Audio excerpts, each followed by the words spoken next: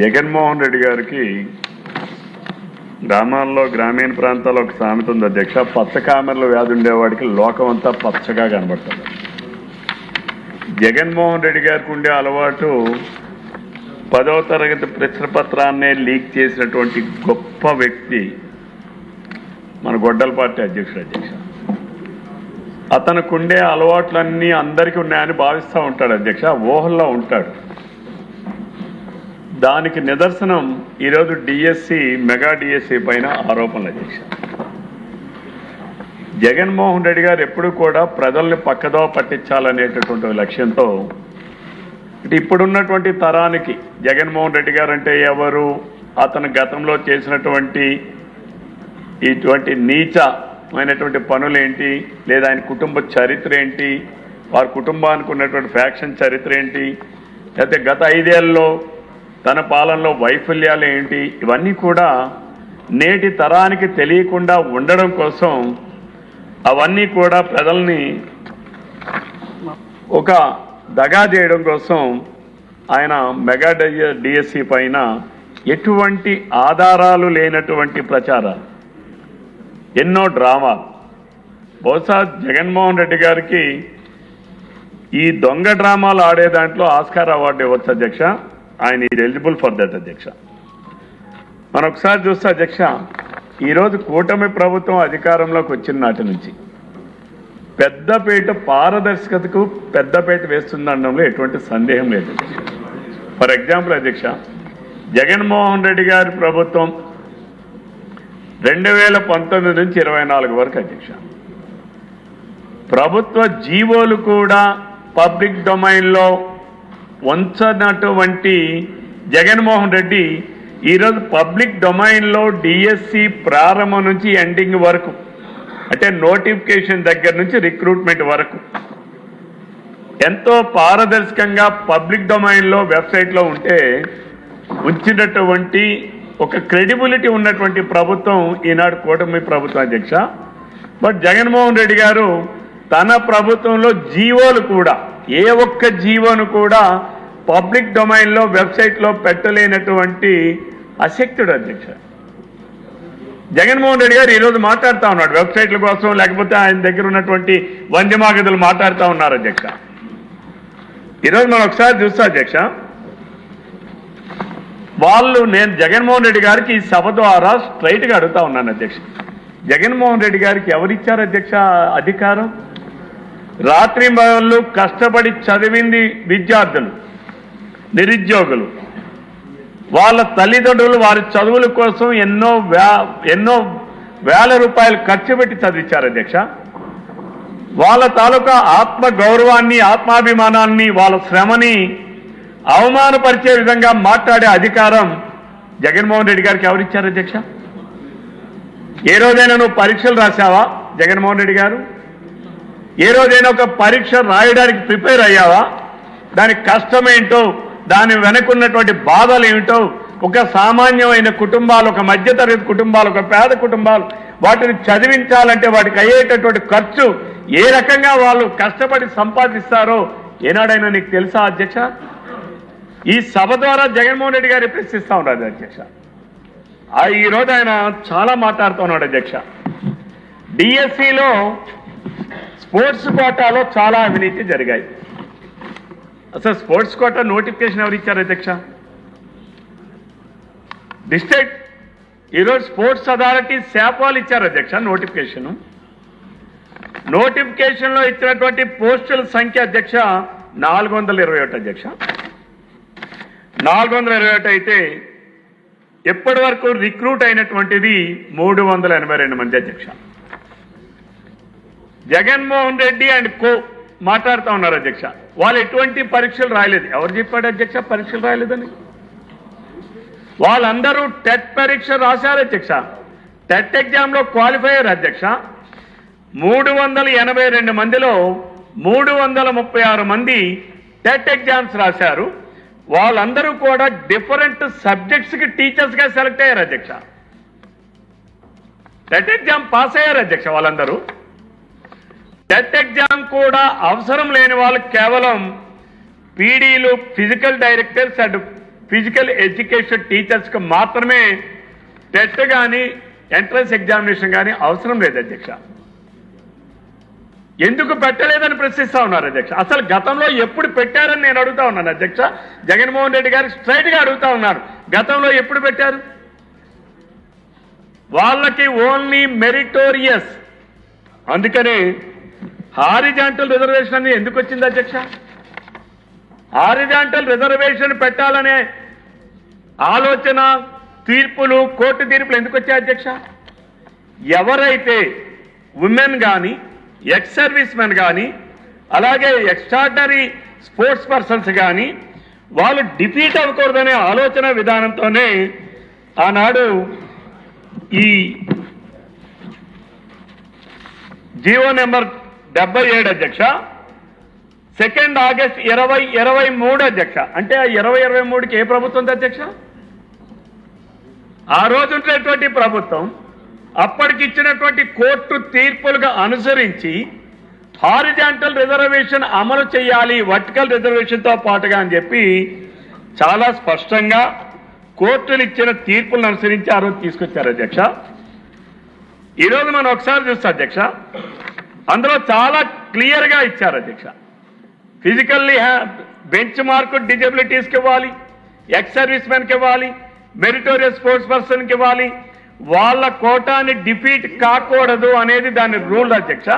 అందుకని service rules ని rule 22 కూడా సబార్డినేట్ సర్వీస్ రూల్స్ ని ఆఫ్ 1996 ని రూల్ 22 కూడా అమెండ్ చేశారు అధ్యక్ష ఇదే శాసనసభలో. ఎందుకు అమెండ్ చేశారు అధ్యక్ష?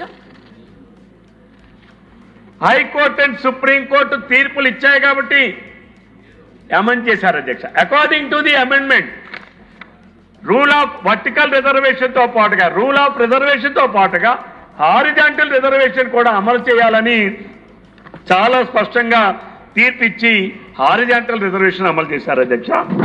ఇక్కడ అధ్యక్ష మనం ఒకసారి చూస్తే అధ్యక్ష, నిబంధనలు ప్రకారమే ఈరోజు ఎంపిక జరిగింది అధ్యక్ష.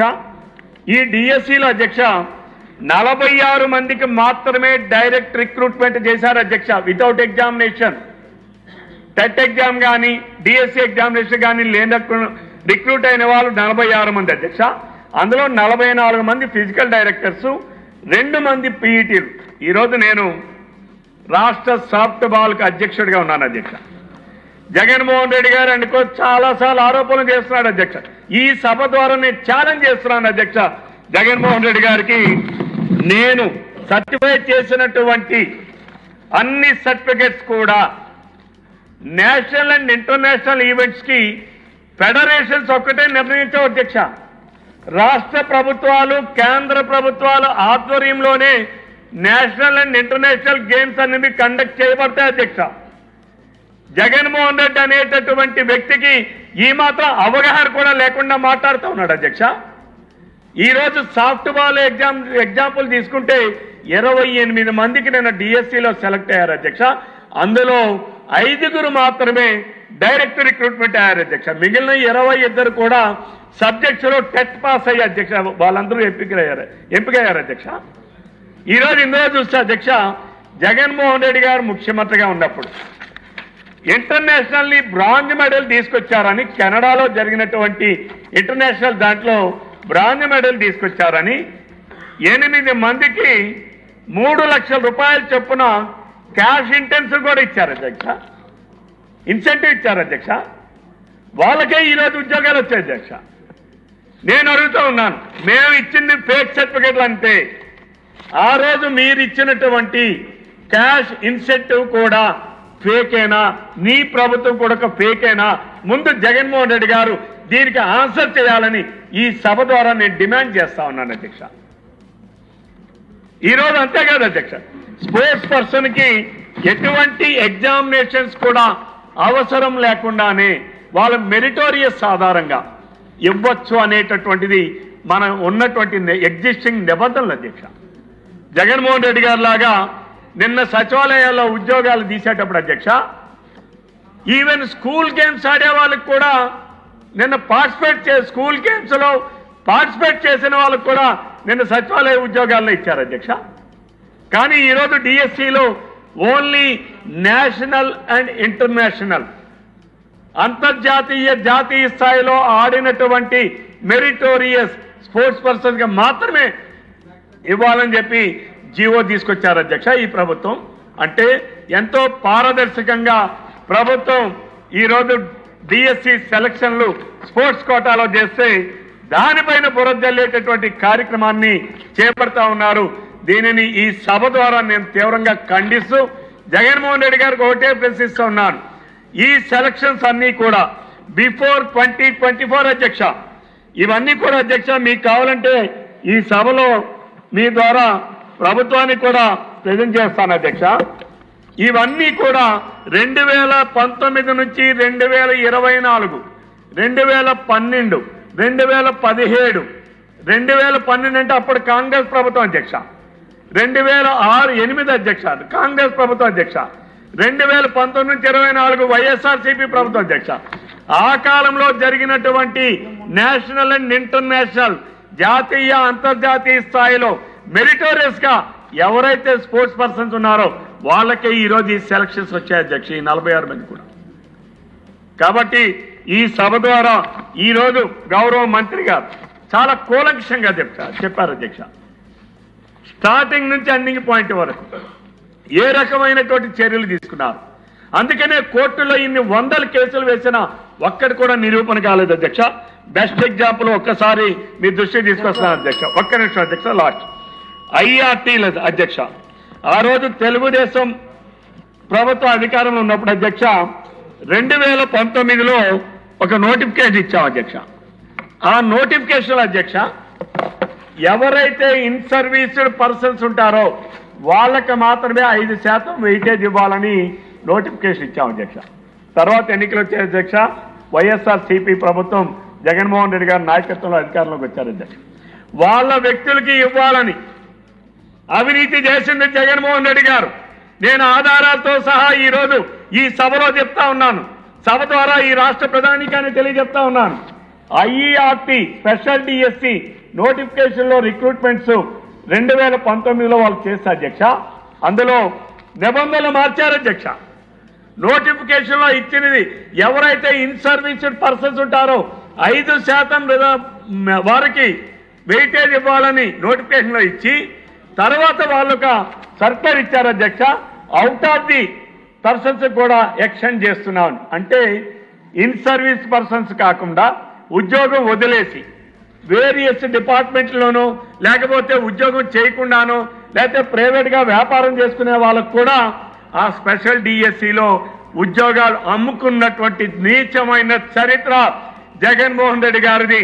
ఫర్ ఎగ్జాంపుల్ కలమట శ్రీనివాసరావు అనేటటువంటి వ్యక్తి 9.5 సంవత్సరాల పాటు ఆయన ఐఆర్టీ సీనియారిటీగా ఉన్నా సరే వీళ్ళు ఇచ్చినటువంటి ఏదైతే ఆ నిబంధన సడలింపు వలన ఉద్యోగాలు కోల్పోయిన వాళ్ళు, అవినీతి చేశారని చెప్పి వాళ్ళ దగ్గర డబ్బులు వసూలు చేసిన వాళ్ళ కోర్టుల్లో కూడా కేసులు ఫైల్ చేశారు అధ్యక్ష. ఈ సభ ద్వారా నేను ప్రభుత్వం దృష్టికి కూడా తీసుకొని వస్తున్నాను అధ్యక్ష.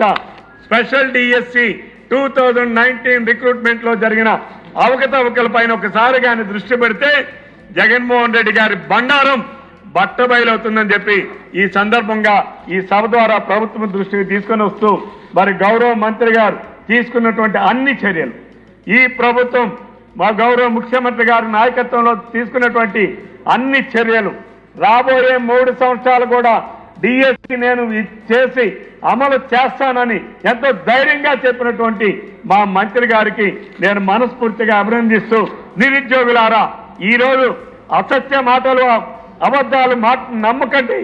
ఈరోజు ఈ ప్రభుత్వం ఎంతో పారదర్శకంగా నిర్వహిస్తున్నటువంటి ఉద్యోగాల కల్పన విధానాన్ని మీరందరూ అందిపుచ్చుకోవాలని ఈ సభ ద్వారా నిరుద్యోగ యువకులకు పిలుపునిస్తూ మీరు ఇచ్చిన అవకాశానికి ధన్యవాదాలు తెలియజేస్తూ సెలవు తీసుకుంటున్నాను.